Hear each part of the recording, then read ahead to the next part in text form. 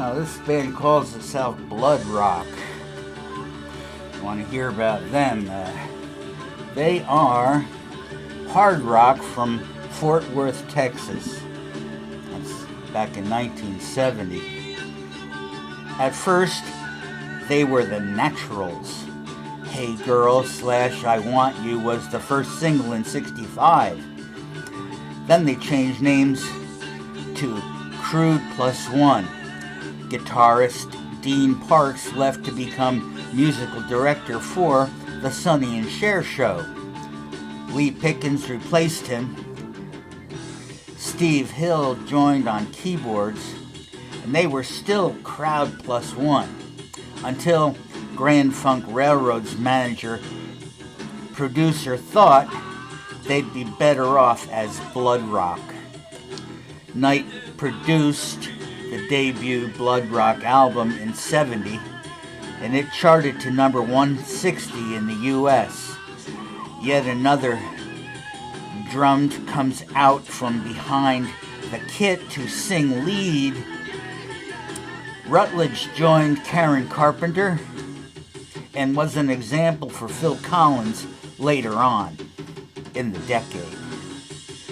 Rick Cobb took over on drums. Bloodrock 2 and Bloodrock 3 were the result. Followed closely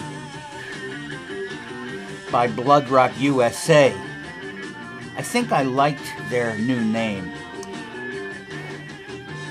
They opened for Grand Funk in 1970 with Nick Taylor on guitar and vocals and Ed Gundy on bass and Dean Parks on guitar.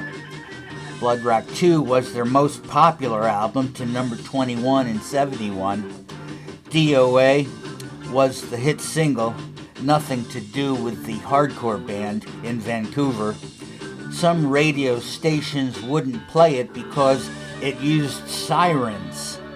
I can get that. You know, you're driving along and you hear a siren on the AM radio and you're looking around like, and then you look at your speedometer, you're like, I'm not speeding. I'm not swerving. What the fuck? So, radio stations didn't want us to have to do that, I guess.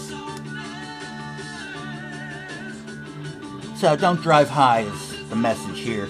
The song was about an airplane crash. By 1972, there were new members. It was basically a whole new band.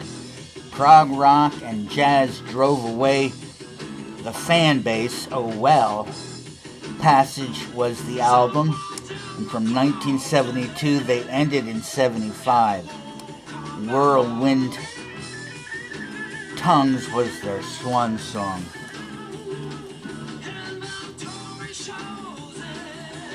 I believe that this band is a forerunner of metal.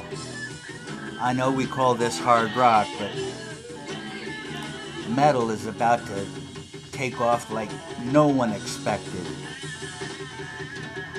And these guys, you know, they were playing music from 1965, and they managed not to get caught up in all the psychedelic stuff.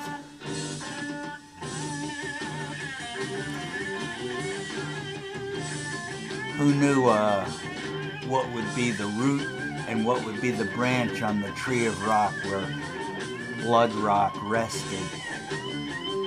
It's like a nest with little eggs in it, and one of the eggs was metal. Another of the eggs was glam. Another of the eggs was punk. Yeah, this metaphor is kind of stupid, I agree. I don't have any live footage though. What can I show you? You want to see the album a little closer? Here you go. You get a better look at them.